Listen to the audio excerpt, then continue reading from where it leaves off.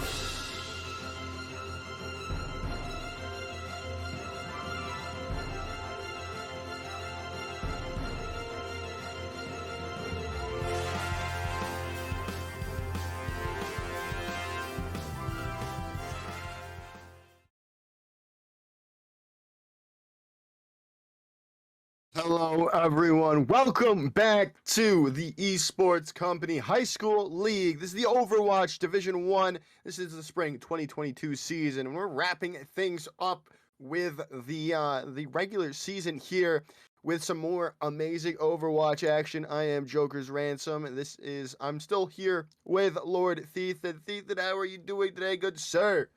I am doing fantastic. I've been waiting on the edge of my seat all week long to see the matchups we've got going on today. For our first game of the series, this is one of 2 this afternoon, we will have Somerset Area Golden Eagles going up against the Bishop Carroll Huskies. And after that, we got a real banger of a series, actually, with Moshannon Valley Gaming Knights going up against the Forest Hills Rangers, who are currently undefeated in the Division 1 league. But that's a little further ahead. Taking a look at this matchup, I'm very excited to see these teams go at it once again. Yeah, definitely. As we're seeing, Bishop Carroll is that second-seeded team. They're 4-1 currently, so they're facing against the fourth-seeded team in Somerset. And speaking of Somerset, let's look at their roster really quickly. Here, as we've got MJ Plays and Savo Prowler out on the tank line. We've got Arson Uwu and Yi Yibo on that DPS line yet again, and Kitten Spy and Thick Swiss rounding it out for that support line. Yes, sir. But you know, they're going up against that number 2 seeded team, and often what you'll find in these higher rated teams is some team synergy. Definitely looking forward to that from Bishop Carroll on the tank line. You've got Tommy B and Aiden on the damage heroes. You have Tommy U and Kenzie with the support players being Olivia and Josh. But you know, here's the thing about the team synergy of Bishop Carroll Huskies. You know, they've already got 2 Tommies on the team. What about 4 more? They stand in solidarity with each other. Instead of Aiden, Kenzie, Olivia, and Josh, they will all be Tommy today. Yes, they will indeed be Tommy today, and it's going to get very confusing here on the broadcast Oh, for yeah. me and Ethan. We'll try to keep it as coherent as possible as talking about all the Tommies at once. But we're about to start things off on Busan for the evening, and well, I'm super excited to see Busan because a lot of different compositions can be played on said map. Oh yeah, absolutely. I think that either it's been a while or we haven't actually seen Busan played yet in the Division One league, at least not in the matchups that I've been a part of. So I'm very excited to see how each of these rosters really go about tackling what can be a tough task of capturing and then maintaining control over that centralized objective. It's that King of the Hill game mode. It's a glorified team deathmatch, and well, you know, on paper, the Bishop Carroll Huskies are definitely favored to win this matchup, but I think that the Somerset area Golden Eagles, that they've definitely got some tools of the trade to help them stay competitive in this series. I definitely have to agree with you there as I'm just excited to see how both of these teams adapt going in forward throughout this series, and we're already seeing the start off from both of these teams and a differing style from both of these teams as we're currently seeing Somerset on opting for Anna Mercy, while the side of Bishop Carroll have got a Moira Lucio based support composition. Yeah, and honestly, you know, both of these compositions, they look really well established to make this first round really close. And you know, it's mecha base. That's where we're starting here, and you know, you're always going to see the brawl emerge here. Somerset without the Lucio, they're going to be a little bit late to the area that we'll see this first fight take place. But Arsenu Wu already looking for those hacks on the Sombra. Yeah, and they're going to keep looking for those hacks, predominantly on to that Rhine or the Diva to get that as much hacking percentage you can get up to that EMP. But we're going to start things off as Carroll 5 is going to go down, almost get taken out from that the anti-nade coming through. They do finally go down, but not before Carroll 4.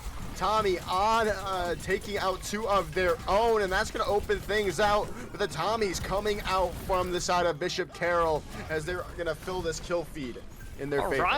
All right. We get some support DPS action there with Tommy picking up 2 final blows there on the Lucio, and you also saw Carroll 3, that is Tommy O, actually pick up a final blow there as well. That's going to give Bishop Carroll control of the objective first. They'll be coming into this with a self-destruct as well. Tommy B's already armed with that bomb.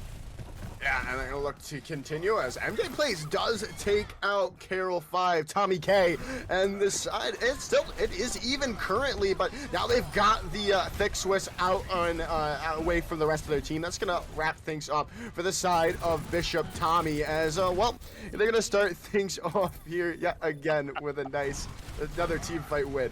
Yeah, and another 2 final blows there going to Dummy J on the Lucio. You love to see it.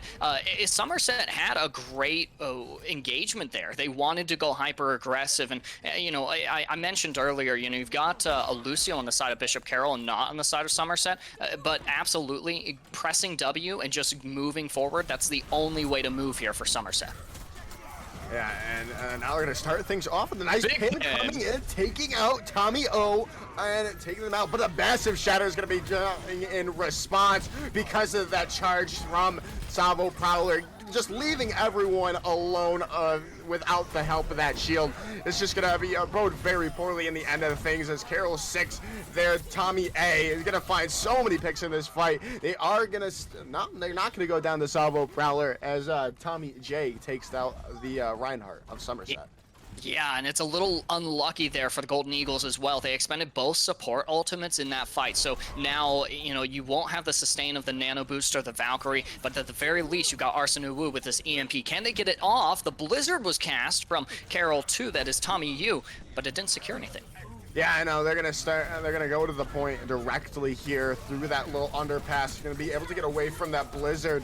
They're gonna try to do something. They need to do something as Yibo doesn't take down Tommy K off already, but it is gonna be traded out. Salvo Prowler off the side of the map, and Carroll 6 there. Tommy A gonna take out Yibo. And this looks like it should be the side of Bishop Carroll winning this first round out. You get the res out, but the shadow coming out yet again from Tommy A. That's going to clear things up for the side of Bishop Carroll. It's just the Sombra left, the Deadeye just to keep everyone away. And then Team Tommy, the Overwatch team formerly known as Bishop Carroll, is going to be taking round 1. Oh yeah, great start, great pace setting there from Team Tommy. The Bishop Carroll Tommies, they are off to a strong start already. That was 100-0 favoring them over the Somerset area Golden Eagles, and it looks like already you've got a little bit of a shift here in terms of the composition that both teams want to run. It's going to be Carroll 3 there, Tommy O on the Moira instead of the Baptiste. Give them a little bit more survivability, but just as much healing. Meanwhile, Kitten Spine Thickspus will be on the Moira Mercy. So you're looking at a lot of sustain as well as plenty of damage as well. We'll see if the Golden Eagles can really take agency in this fight and maximize that damage output, put a little more pressure onto the Tommies. Yeah, it's going to be really interesting to see. Yibo did have some good value with that Junkrat, but not as much as you would have liked to, especially from the Junkrat play that we've seen throughout this tournament from multiple different people. And there they go early on in this fight. That's just going to be huge. They do get the trap out onto Tommy A. And, well, it's going to start things off into the favor of Bishop Carroll, Team Tommy, yet again. As they've taken out Salvo Prowler, there goes the more picks into their favor, and yet again the first capture percentage goes into the favor of Team Tommy. Yeah, you know, I mentioned it earlier, wanting to see nothing but aggression from the Golden Eagles, and that is what we are seeing from Bishop Carroll. They are just all in all of these fights, and it was crazy there as the fight began to break out. Somerset area Golden Eagles, both the DPS, Arsene Uwu and Yibo, they both ended up being critically low. So you got to make sure that you're living early as Yibo goes down. Yeah, going down yet again early on in this first fight, but they're going to continue to go forward. The Shatter comes out, does connect to a couple of people, and that's going to be the cleanup coming in from Tommy Yu on this Tracer with a 3K with the follow-up onto that Earth Shatter from Tommy A.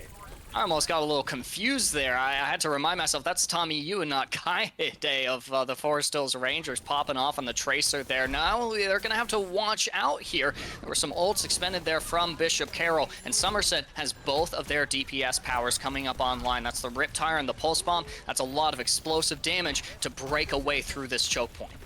Yeah, definitely, and Yibo, if he can get connect to it now, no, never mind. Arsene Uwu is going to be the one to start things off, getting the Pulse Bomb on to Carroll 5, which is Tommy K, and this is going to start things off. The Shadow coming out as well, and they're going to be able to know it. The Big Slam does not have any follow-up, however, which is the unfortunate part of that Big Slam, but still, it's looking good for the side of Somerset. They're focusing down people they need to focus down. The self-destruct coming out from Tommy B is not going to find anything, and it's still everything going into the favor of Somerset currently as Arsene Uwu and Yibo continue to get picks into the fight. But right now, they're coming back strong is the side of Bishop Carroll. They've got a couple picks, and they're continuing to hold strong on this point. That switch from Tommy K over to the far is going to be huge, as they're going to get 3 picks in this fight, looking for more. No, it's going to be Tommy A taking out Arsene Uwu, and that's going to finish the fight off as Team Tommy take map number 1 in a very decisive fashion. had to check my headset there for a second, Joker. I almost thought you said, someone's name was Aiden and not Tommy. That's a little bit weird. It's only Tommy's in the roster here for Bishop Carroll, and only wins to start off on Busan as well. Great capitalization on the scatter there from Tommy O. And like I mentioned earlier, it's a great start in the series here. Number 2 seeded team, the Bishop Carroll Huskies, already picking up this first map in the series. They're ready to make it a quick one and deny Somerset the opportunity to surpass Winber in the leaderboards, especially since we're heading into that playoffs bracket. These teams, they really want to perform as well as possible, and I think that Somerset, they've got a little bit of adversity to overcome, but Bishop is making a great look for themselves. They definitely are. They definitely are indeed. And they're looking really comfortable and keeping themselves together and staying, playing as a team. And that's what you want, especially going into the playoffs and starting next week. And, you don't have much of an opportunity going to playoffs. You want to come out strong. And from what we're seeing right now, they've ironed out the kinks, I would say, and are ready for a strong playoff run. Oh, absolutely. And, all of these teams in Division 1 are strong, but definitely there are some contenders who stand out. The Bishop Carroll Tommies being one of them, Forest Hills Rangers, who, like I mentioned earlier, are currently undefeated. That's another one. And so, you and I, Joker, we've been hyping up all kinds of matchups against the Forest Hills Rangers, and I'm very excited to see the Huskies take them on. But for now, we have to see this series go the way of Somerset area Golden Eagles. Like I mentioned earlier, they want to stay competitive in this matchup. Perhaps they'll find the means to do so. Heading into our next map, it's going to be that escort game mode. Move the payload, the objective, all the way from the beginning to the end on the wide streets of Havana. Yeah, and I have Havana as my background today. I'm excited. I'm going to Florida next week, so Nice. I'm just getting into the spirit of nice hot weather. But we're talking about the game right now, and we're about to load in and see how these teams are going to operate Havana. There's so much, many different ways you could play this this map. And right now we're seeing both teams opting for the brawl. Yeah, again, double shield is really popular as well on these first 2 points. But brawl is a bog standard, especially through these first 2 points of Havana. Oh yeah, and that's the look that we've seen from all the high school teams in Division 1. They like the Reinhardt-based compositions. It adds so much structure to the formations that these teams need to play, and be it offensive or defensive.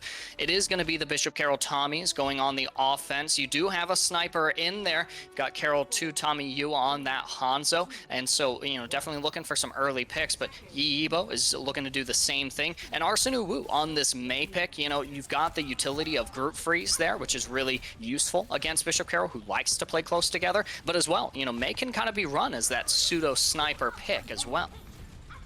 And that's going to be a huge pick coming in from Tommy J there with a nice volley onto Yi Yibo, taking out that long-range damage for Somerset. This is going to be huge, and now they're going to be able to push forward. Arsenu trying to keep them away from the stragglers of Somerset, but a nice charge coming in from Tommy A is going to take out Kitten Spy, and that's going to follow everything up. They're just going to take out Arsenu to finish things up as Tommy U gets that last kill. That fight was actually over as soon as Bishop Carroll pushed the front lines of Somerset Golden Eagles. And insofar as, all they had to do after that was chase down a couple of stagger eliminations, that was a really quick fight to resolve here for the Tommies. They've got the nano boost coming into this if Somerset want to contest. Yeah, well, they're not going to be able to contest here, Ethan, as they're going to still continue to go forward. The shatter already coming out from Tommy A, laying them all down. Wow. Ooh. Oh, Arson. Ooh, I mean, hey, if they get a pick, they get a pick, and that's going to buy them a little bit more time. They get 2. Arson, ooh, might be able to turn it a little bit back there to buy some more time for the side of Somerset to get back to this point and maybe start a close hold on the second point. But no, the charge from Tommy A is going to take them out in the end. Yeah, you know, still worth it. You expend the Blizzard, and at least Arson is getting, you know, relatively close to another one here. It's going to be Thick-Swiss's Valkyrie that the Somerset Eagles are relying on. This was an early pin from Savo. They go down, though. Wow. Yeah, Savo just got focused down there by Tommy B on that Diva, and as well as Tommy K on the Cassidy. Then the other nice volley coming in from Tommy J on that Zenyatta. Then Boost is going to come out as well on to Tommy A. And that's going to clear things up yet again for the side of Team Tommy as they're going to continue to push this cart forward. Yeah, so you had Carroll 6, Tommy A expend the Shatter just moments before. The Dragons come out, maybe a tad too early here, but still, again, you can work towards that next ultimate here. Bishop Carroll still have plenty to make sure that they maintain control of this moving cart. Yeah, they're going to try to take out that Lucio Kitten Spy to keep them keep from touching as easily as possibly they can, but the May ult is going to be there coming in from Arsenu, and the self-destruct comes out as well. Not going to find what you wanted, but a nice plop coming out of the top of Arsenu is going to open things up for the side of the Bishop Carroll Tommies.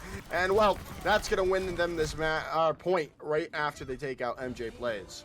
Am I allowed to say Goomba Stomp on an Overwatch broadcast, Nintendo? Are they going to come after me? Because that was a stomp right there from Tommy B on the Diva. And you always love to see it if you like playing Diva. Look at how aggressive the Tommies want to play here as well. The wall's going to slow them down for a little bit, but not for long.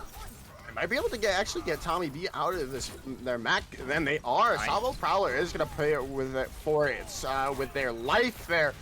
But still, they do take out the Diva mech, which is going to be huge, and also take out Tommy K on that Cassidy.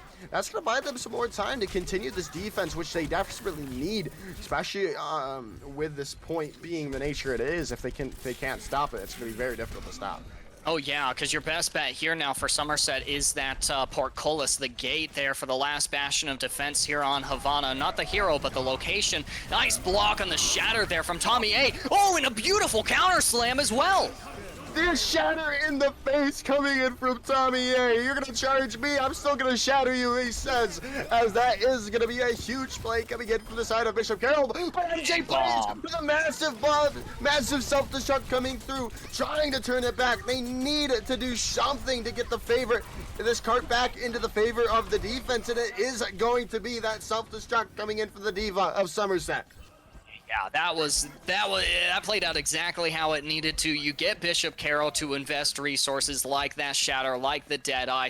You also end up seeing Tommy U swap off of the Hanzo onto the Doomfist. They might end up back on that Sniper because this is a lot of harrowing distance to cross as Doom, but at the very least, Somerset has stabilized. They didn't have to use the Blizzard there, so they'll have that online to continue slowing the advance of the Tommies. With a Doomfist swap coming in from Tommy U here. A very interesting decision, and nonetheless, with this May on the field for Somerset.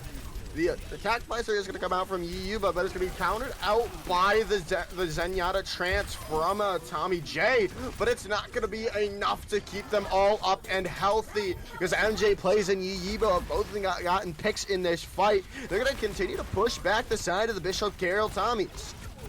Yeah, you see how Bishop Carroll, really wanted to push into that building, that sniper nest, and they got punished for it. Whether it was not tracking Arsenu's Blizzard or just a recklessness, it shuts down their push for now.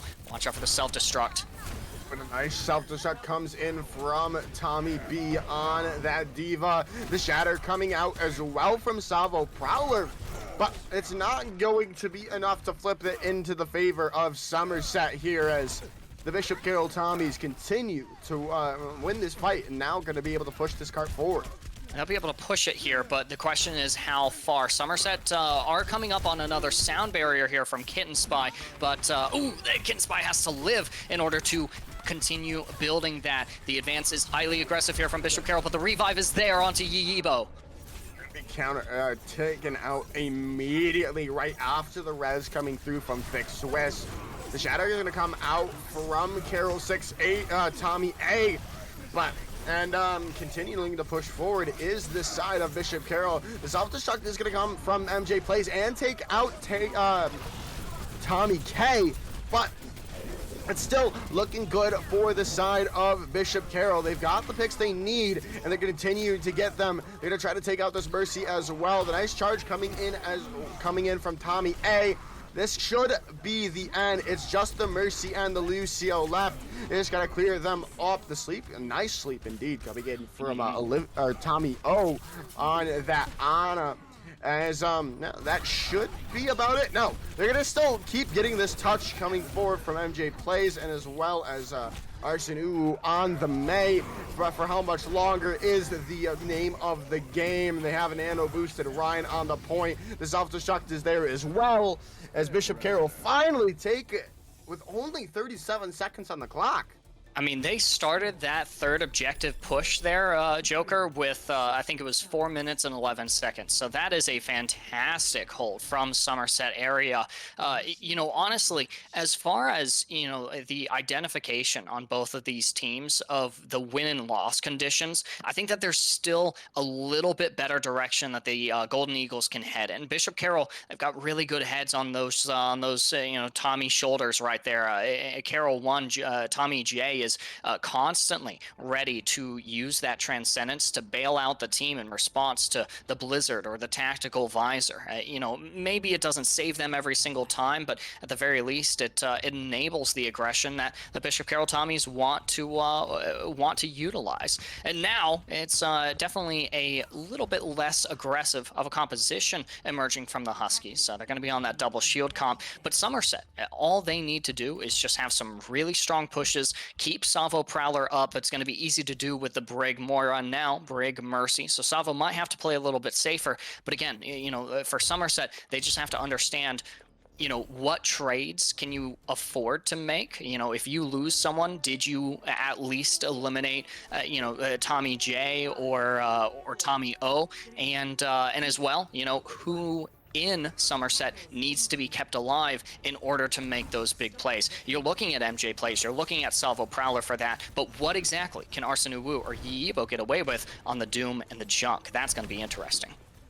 It definitely is, it definitely will be, and they don't really have those direct counters. They do have the Cassidy on board, especially specifically for Arson Uwu, but the ability to keep them out, but no, they're just going to go in from the back, take them out. And they're going to pay for it with their life. That is a nice even trade coming out, and you're going to have that respawn advantage so much in your favor, specifically at this moment, that it doesn't really matter that you go down, as they're going to continue to look to go forward. Nothing is really doing, and there it goes. There goes Tommy O into the kill feed, taking out the Mac and MJ Plays all in one foul swoop. As the side of Bishop Carroll, after losing their Cassidy, are going to be looking to hold on strong for the time being.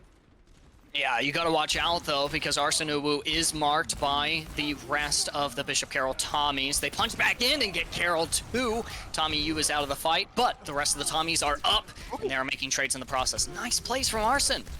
Yeah, and almost, if they had that punch up a second earlier, I think Carroll 3, Tommy O would have been out of that fight, and Arson Uwu would have turned that fight all around on their head on their own.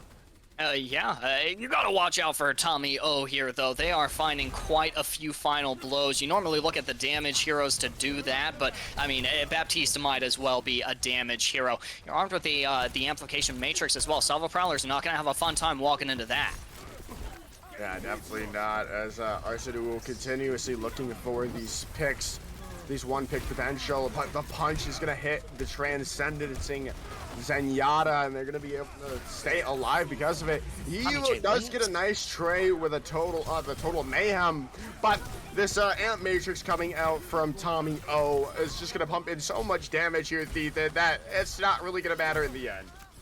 I always heavy side just a little bit, at least in my mind, when I see teams use the supercharger from Orisa and the Ant Matrix from VAP. It's just so much damage, and the real utility of those ultimates is the opportunity that they represent to charge up the other ults themselves. You build ult by doing damage or healing, so if you're doing more of any of that, you're building ult faster. Still, Bishop Carroll have a really strong defensive formation. It's going to be hard to break even without those two ults. Yeah, and Arsenu is not going to find a first pick that they have normally done so far throughout this series. The shot. Oh, there it is. What a self-destruct coming in from MJ Plays off the back of the Shatter coming in from Salvo Prowler, but it might be turned back around on its head. No, Carroll 2 is going to go down. Tommy U is out of this fight. It is just the support left for the side of Bishop Carroll, but I mean, Tommy O has been shown to be a real menace on this Baptiste, continuing looking to get these picks,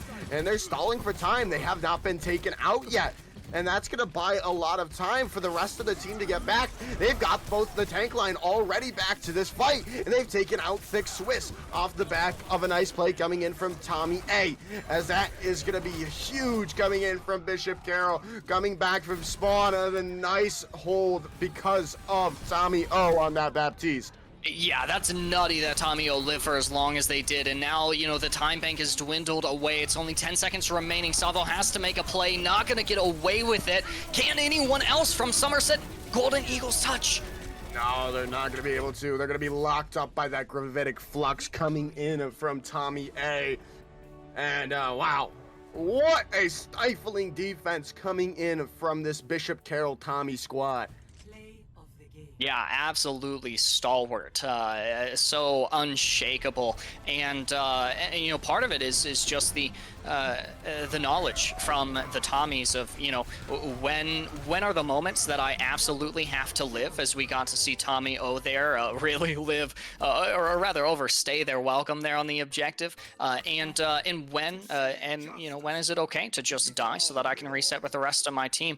Like I mentioned earlier, for the Bishop Carroll Tommies, every single one of them have a really good sense of how to win fights, how to win a round, how to push all the way to the end or accomplish that first objective full hold, or who do we need to play to counter a strategy or to counter a hero? What ultimates or abilities do we need to use to shut down Somerset? And definitely, they accomplished that. Somerset will be backing out of the series down 2-0, and won't have that opportunity now to surpass Winber in the current season standings, but at the very least, we will see them once again in the playoffs, and by that time, I'm sure they'll have all their ducks in a row. I definitely have to agree with you. I'm still really high on that the Somerset squad that we've seen. Oh yeah, them in the past be a very dominant team. They're just gonna get things back to the way they were, and but that's it for this first match of the evening. Don't go anywhere. We are going to be right back after this little short break with a matchup between Moshannon Valley and Forest Hills.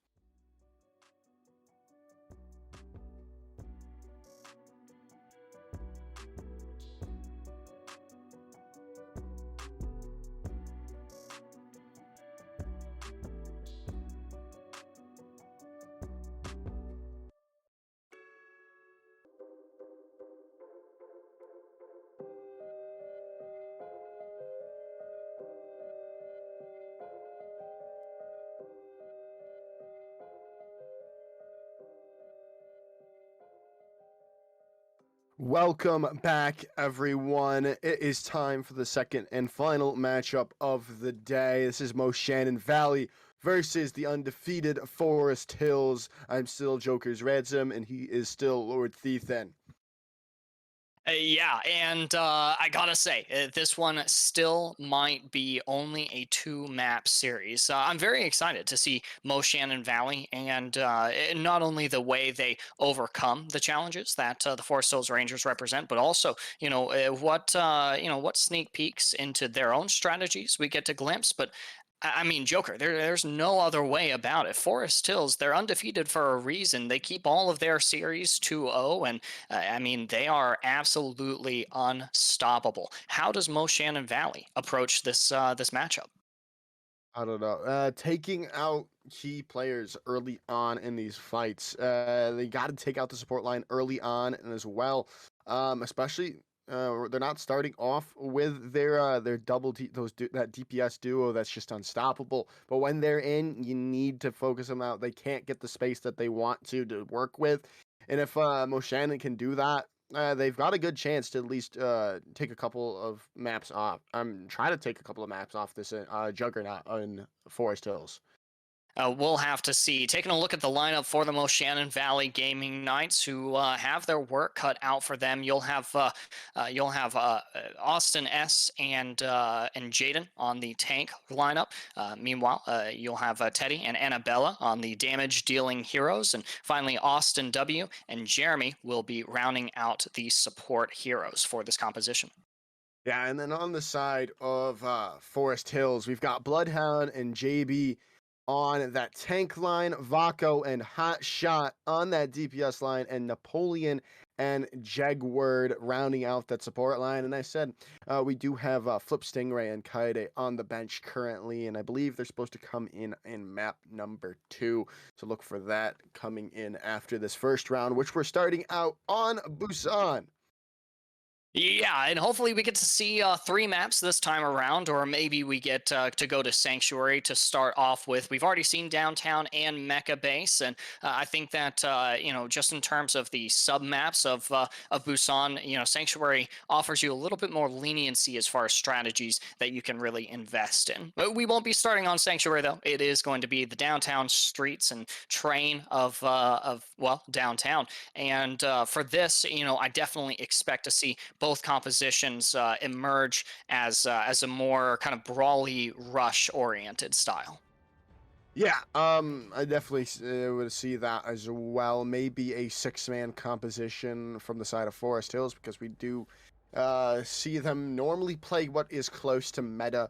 But both teams right now, they're opting for Orisa line-based compositions, which was not what I was expecting at all.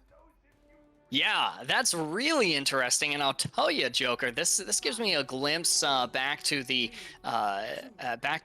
age where the rush composition first became powerful. Is you had Orisa in that other tank role, so it was Ryan Orisa with the Lucio Bap, Cole Cassidy, and May. So this is very interesting. I'll never complain about seeing the horse in gameplay, but definitely Austin S gonna have to be careful about taking too much damage. Already, you've got CBG pelting quite a bit of damage.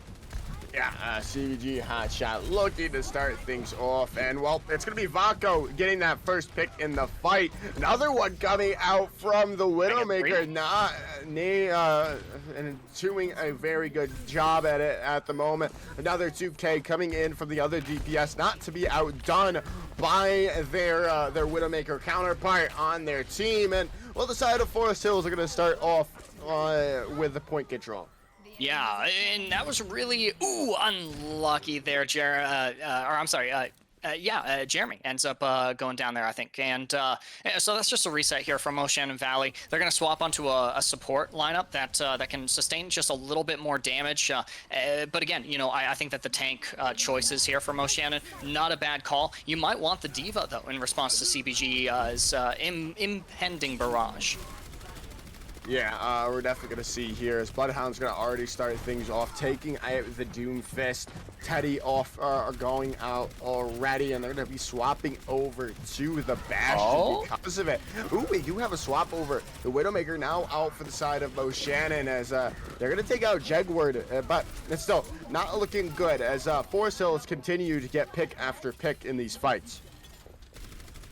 I love it. Our observers watching JB Balma's Orisa gameplay, and I play so much of the Orisa myself. I'll never complain about seeing her in any competition. There's CBG establishing this next fight with a man disadvantage in favor of the Rangers, but the Revive is quick to bring Teddy back in the lineup. Can they find the damage that they need to onto this fire? They're so low. Yeah, and they're going to start things off. There goes a nice pick coming down. They do take out CBG Hotshot does Austin S. They are going to be able to engage here, but they're walking into an amplification matrix coming out from Napoleon, and it's going to be a lot of damage coming out from the side of Forest Hills because of it. But no real picks are going to come out off the back of that, as the shatter comes out as well from the side of Moshannon, but it's going to be a little too late, it seems, as the side of Forest Hills are going to continue to get these picks in these fights and won't win the first round of Busan. I mean, just in mere moments, it feels like Forest Hills had ramped up that objective progress from 0 to 100. And, well, for Moshannon Valley, it is a tough start here in this series. I think downtown definitely favors the strategy that Forest Hills wanted to run. You put Vaco up in a high place and then let them do their work while CBG really applies the pressure here to the front line of Moshannon Valley. And Moshannon, the Gaming Knights' response into this next map, Mecha Base, we might not see Sanctuary, unlucky, is an apt one. I feel like you put individual agency there into the hands of Austin S on the Roadhog, and they'll be able to come up with picks. But they're gonna have to watch out. Forest Hills is running a really strong support lineup, and JB Bummel is on that Roadhog as well. And we all know the best counter to a hero is a better version of that hero. I do believe Austin S, if I remember correctly, it has a very good Roadhog. But it just wasn't supported well enough by the rest of their team to get as much value as that they definitely could have wanted. As Vaco is going to already found 2 in this fight. The charge coming in there from Jaden. Gotta go down. Vaco continuously getting picks. 3 picks in this fight. Currently looking for a 4th. They're going to get it with the melee. And they're going to unlock this point yet again into the favor of the Rangers. Yeah, that was just a little bit unlucky there for Moshannon. They seemed divided on exactly where they wanted to stage for that fight, so you ended up with 3 people on the high ground contesting Forest Hills, and 3 people just kind of on point, not able to do enough about it. Speaking about not being able to do enough, how do you mitigate all this damage coming out from Forest Hills? This is effectively another team fight win for them. Yeah, it is indeed, and well, we've already seen Vaco on board with this Deadeye before even Napoleon on that Baptiste, which is just incredible to see. Another pick coming in for Vaco, as they're going to look to continue to win this fight out. Bloodhound and JB are going to get 2 picks to round out this fight. You know, I like to talk about ultimate charges around this time, and what the most powerful abilities that each team has online. The thing is, Forest Hills is coming up on nearly all of their ultimate abilities, and on top of that, they generate those abilities so incredibly fast. Napoleon going down, that's a great start though. Yeah, but that's just going to be countered out immediately by CBG Hotshot, taking 2 of their own, and Vaco getting that end of the hammer kill on to Jaden there late, and the shatter coming out from Bloodhound is going to be massive as well. The triple kill coming out, the quadruple kill coming out from CBG Hotshot to round things off yet again into the favor of Forest Hills. I guess if there's any silver lining there to Forest Hills losing Napoleon, is that, they're ending up able to sit on this amp matrix. So they deploy here at the choke, and albeit incur shatter, but devastating tire delivered by CBG. And this is just another setback here from Moshannon Valley. They need to touch the objective. It's already 99%. Yeah, they're going to get the touch there coming in from MV Esports to Austin S. But for how much longer? Not long enough for anyone to come and touch the point, as Forest Hills are going to take round 1 very, in a very decisive fashion. Yeah, quite rapid. Kind of like the previous series from the Bishop Carroll Huskies. The Bishop Carroll Tommies. They're Forest Hills Rangers. They're ready to call this one 2 and done, and head out back to class, or do some homework. But not play more Overwatch on their own. They've already gotten enough for the day. Am I right? But heading into this next map, we've seen Teddy from the Moshannon Valley Gaming Knights. They really like that Bastion, and I gotta say that our next map, that escort game mode, Havana, with those long sight lines, and we see as well the double shield emerging here from Moshannon. I think that they're all set up to use that pirate ship strategy. I think that is a strategy we've seen them work with in the past, but the big thing with that pirate ship that we've seen them try to run is they kind of run it too long, and especially when they get knocked off the cart, they don't really know how to engage back onto it. If they stay on that bastion, and I'm looking to see if since we've last saw them, that's cleaned up a little bit, and they have a better understanding going into this next map. I think for the most important thing for Moshannon Valley heading into this match point here is just to make sure that they are all on the same page at all times. We've seen in the past, and as well opening up there on Busan Mecha Base, a division or a rift form in the formation of Moshannon, and it ends up getting heavily punished. You can lose team fights in Overwatch, but still be competitive in those engagements. We just need to see that from Moshannon by, if they're gonna run that rush or brawl composition, sticking together and making sure that they're all focused on one target. Doesn't even have to be the right target, just make sure that you're all looking at one person. It's an old adage of Overwatch that was once said. This was actually back during the GOATS era, where truly nothing would die. Thank you very much, Brigitte. And it used to be said, it takes 6 to kill 1, right? Mhm. And I mean, that's definitely not the case today, but it's still an important principle of, it's important to focus who you are shooting, who your team Mhm. is engaging on. So that's an adaptation that I'm very eager to see Moshannon Valley make here. Yeah, definitely. And well, they're not gonna see their attacking phase early on, but still, I mean, at best you can find some good value on that the defense, depending on where they want to set up. But we will see what we see in the next 5 seconds here as we're gonna load into the game. Interestingly enough, as well, or maybe not interesting, just absolutely terrifying, is Kaide and Flip Stingray are now in the lineup for Forest Hills, and that's their win condition here on the attack. Is putting Kaide on a hero that they can just wreak havoc in the back lines of the Gaming Knights there, like the Sombra, like the Tracer, or Flip Stingray, able to do the damage, able to do the tanking, and now going to be doing quite a bit of damage on the Zenyatta. I mean, there's so much that you can do on that particular hero. They're so strong, but is all of that damage going to be enough to break what appears to be a close hold here from the Moshannon Valley Gaming Knights?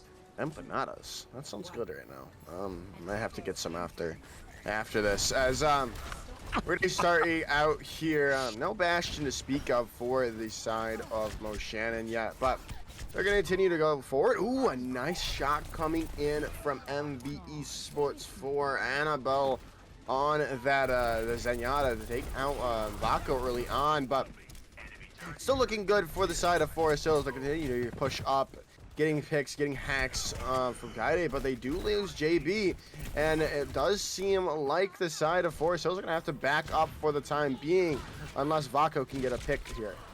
Yeah, the interesting thing about Moshannon Valley's comp is that they can all kind of play individually and still find their own value. Now, so too can Forest Hills. Flip Stingray already popping off. There's 2 final blows as well as an offensive assist. They're going to be sent back to spawn there by Annabella, but the Zendiff has now been established. But still, the Gaming Knights, they're on the back foot now. Going to have to find a reset here. Still, that close hold on first point, it buys them another fight or 2 here, as long as they don't lose members before the next fight breaks out, which is exactly what happens there to Jeremy. Yeah, they're going to lose Jeremy early on in this fight. The charge is going to come through, almost taking out Vaco with it, but grappling away and sidestepping. But a nice headshot with the turret gun coming in from Jeremy is going to be huge to try to fight it back this time, because they're not going to have... They did somehow... Oh, they killed a pick with their Venom Mine, which was I was very confused to still see Vaco in that kill feed after going down. But nonetheless, the side of Forest Hills are going to continue to push forward, getting picks onto the side of Moshannon Valley for the time being. As the Shatter is going to come out just to take out Bloodhound after getting into the mech. As they're going to try to get back to this point. It is almost there, but it does not look like they're going to be able to even touch. No, call it playing safe or a lapse of judgment. Jaden ends up foregoing the objective in favor of cover after being hacked there by Kaede. And, that's the psychological warfare that you have on your side when you're playing the Sombra or when you're engaging into a Rhyme 1v1 and you have Earth Shatter. Is you're, playing a little bit of the mind games here. And Forest Hills, they definitely benefit from that with the capture of that first objective. The Toad DPS have already taken out two from the side of Moshannon, and there goes Vaco yet again, and Flip Stingray, joining in on the fray. Vaco with 3 to finish things off, as Kaede is going to just finish off the MV Esports 5 Jaden, and continue to push forward for the side of Forest Hills. Okay, Forest Hills supports are in the spawn of Moshannon Valley right now. Flip Stingray pops the selfish transcendence. They get punished for it. Yeah, Flip, you deserved that 100%. But still, space created, not by the tanks, not by the damage, but by the aggro support playstyle here from Forest Hills. It's going to buy Vaco enough space to find those 2 final blows and also reward the Rangers with a second point capture. Yeah, I mean, this is just an incredible angle coming in from the side of the incredible front hold coming in from Forest Hills here. Very interesting decision, nonetheless, to use this Pharah, especially for Moshannon, especially with how well Vaco has been hitting their shots throughout this night, as there comes another headshot from the Widowmaker of Forest Hills.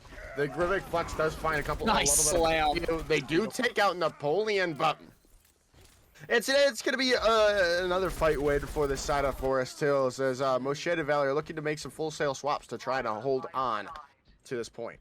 I gotta say, Jeremy on the Torbjorn is so much fun to watch, and watching Jaden make the investments like the pin or the solo shatter is equally exciting. There's Teddy back on the Bastion, opening up this next fight with a pick onto Kaede. That's gonna be pretty important here to help Moshannon Valley continue to stabilize. Yeah, Flip Stingray is going to try to get back early on to their one of their support counters. It's Austin W.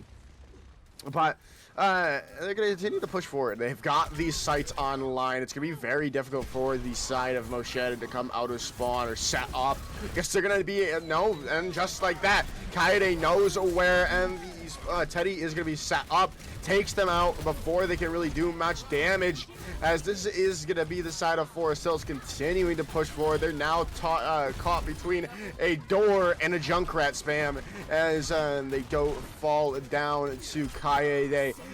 They do take out JB on that Sigma, but it does not seem like it's going to be enough to flip the fight into the favor of the Moshannon Valley defense, as they're going to try to use this Molten Core, but Flip Stingray with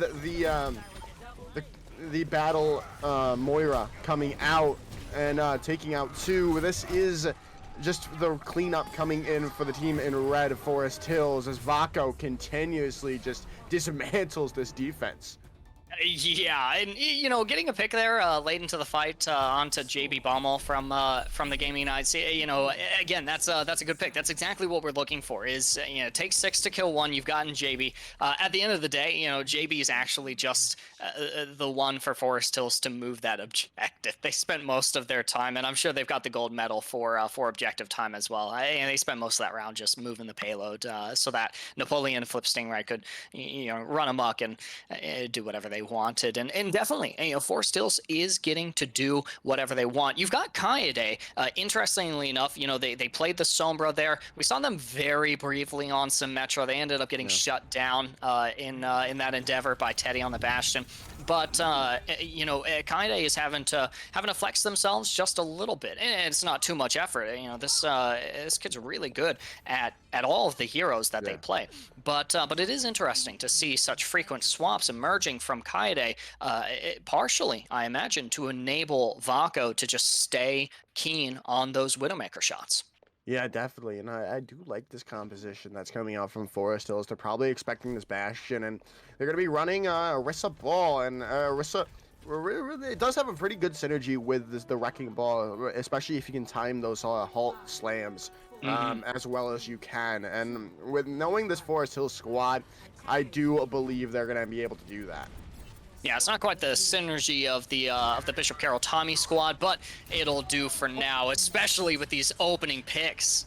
Yeah, a nice slam coming into a headshot from Vaco as Coyote is going to take out another one. They have found 2 picks, however, off the back of Annabelle's Moira here, which is going to be huge. They're going to be able to, maybe if they can get another pick, be able to push out and continuously push up. As they're going to get the res here out onto Teddy. As that's 3 picks in the fight for 3 picks in the fight for Moshannon. The side of Forest Hills are going to have to back up because of this. Yeah, so now's the opportunity for Moshannon to really push, but looks like they were just biding their time, waiting for Kaide to re-engage. Kaide is super low. They're going to have to back out. Now's the opportunity to push. You've got the Reinhardt back on the field, Jaden holding up the big square barrier, and Teddy just shredding away. Ooh, but a meteor strike coming in from Kaide, taking out both spam heroes on that point. Both the Torb and the Bastion no longer there. Kaide with a 5-piece in that fight. And as well, you know, they, in the last moments there, they end Annabella's reign of terror as well. That kill streak is diminished, but here it is, Bracken back up again. Coalescence kills 1, 2, and 3 right there. Let's go, Annabella.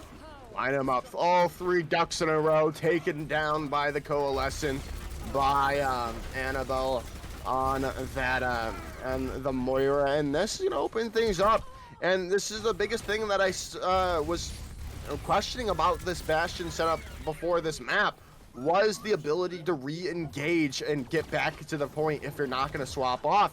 And it's looking like they've cleared it up with some nice picks coming in from Annabelle on this on that Moira. Yeah, and this is phenomenal. You know, I always love to see it. I always love to see the support players really bring in the damage here. But there's a lot of damage. The minefield dispersed over the objective is going to take out Jeremy. But, you know, Moshannon Valley, they're still looking strong here. Yeah, they are. And no, they're not going to... Bloodhound's not going to be able to get back to the point in time to stop the point from getting to that checkpoint. As the side of Moshannon are gonna get this first point captured, and if I'm Forest Hills, I was not expecting that at all, and that might be a hit to your mentals here. Maybe a little bit. You know, they're definitely, Forest Hills are definitely looking to stay aggressive, maintain control of the pace of this game, and stall the objective here. That's what you see Napoleon doing, getting away with it as well here. Moshannon Valley sent back to spawn. At one point, I just got to mention this, at one point there were 3 Bastions in the field. Vaco mirroring Teddy there on our favorite Omnic hero, and as well Kaide using the duplicate form. Now in the back lines, finding Annabella. That's brutal.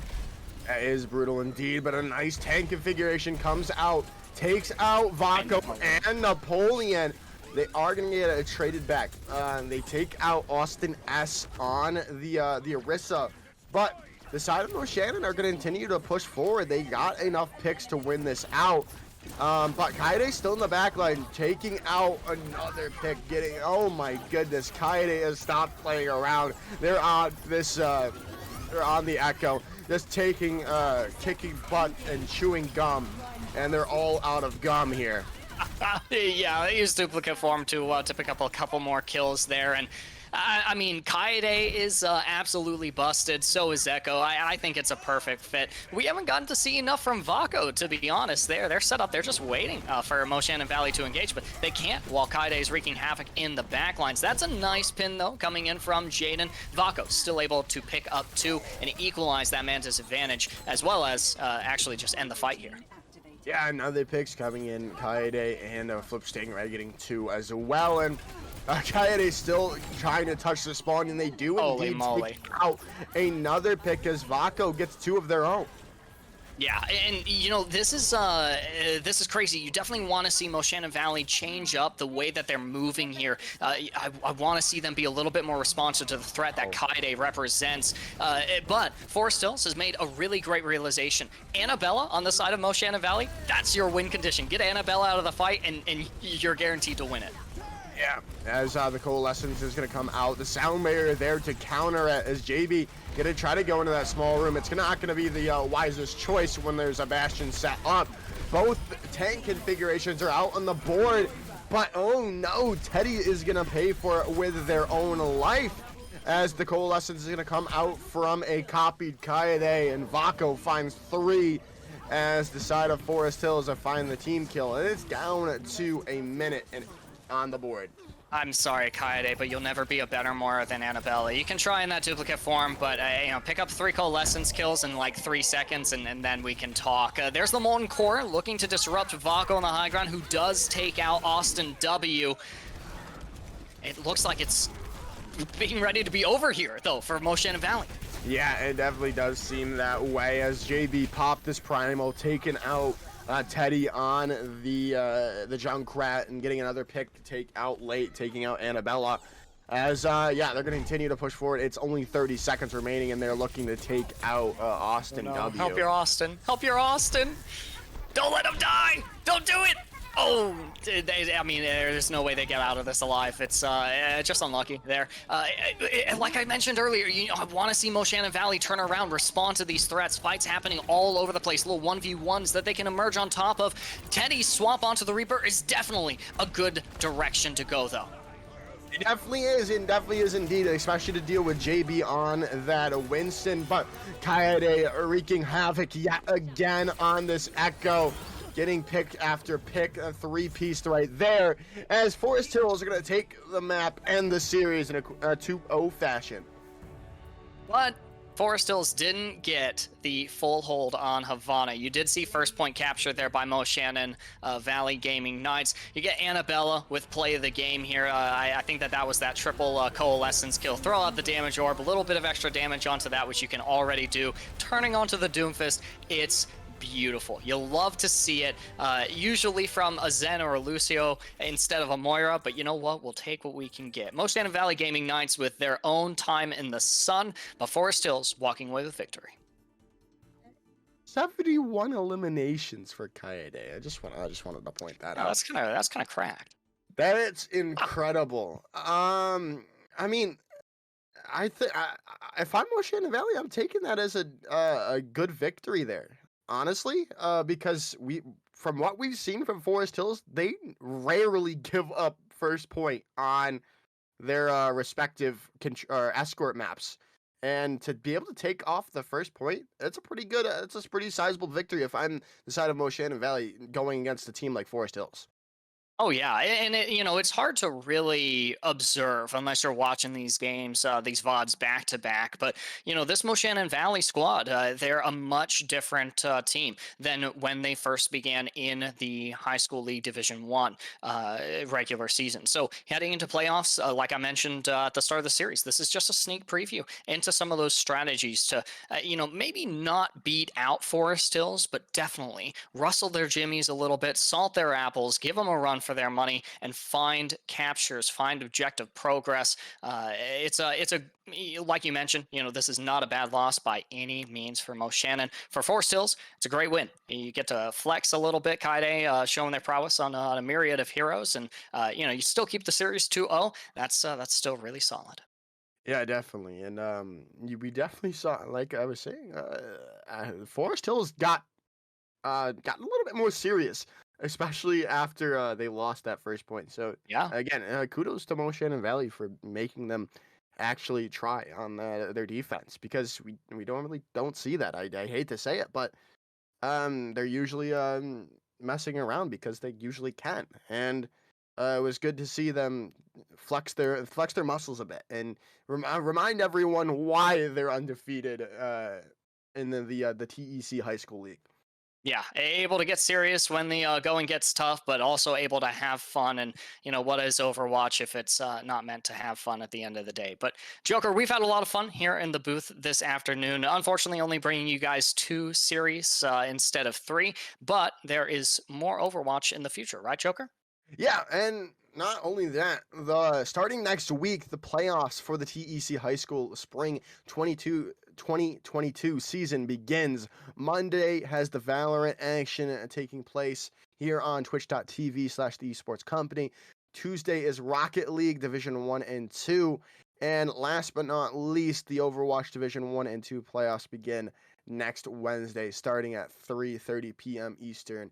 Unfortunately, I will not be there because, well, I have prior engagements and I will not be near my setup. But Lord Thethan will still be there, and it's still going to be a banger of a day for you all to watch. Absolutely, yeah. I'll still be there. Maybe we'll get the Lord Thief and Oki cast like I was promised earlier, but at the very least, it'll be a fun show. Be sure that you're staying up to date with all the esports company endeavors by using the ! Socials command to follow the esports company socials. Follow them on all their platforms as well as here on the Twitch, of course. And you can use ! Casters to follow me and Joker. Joker won't be here next week, so be sure to drop a follow so you guys can stay notified of where to find this handsome fellow. And you might as well follow me as well. Yeah, make sure to follow us both. Thank you all, but that's gonna be it. Thank you all for watching. This has been the regular season of the TEC High School League. Make sure to check and be here next week. And for some more amazing Overwatch action. Peace out and have a wonderful evening.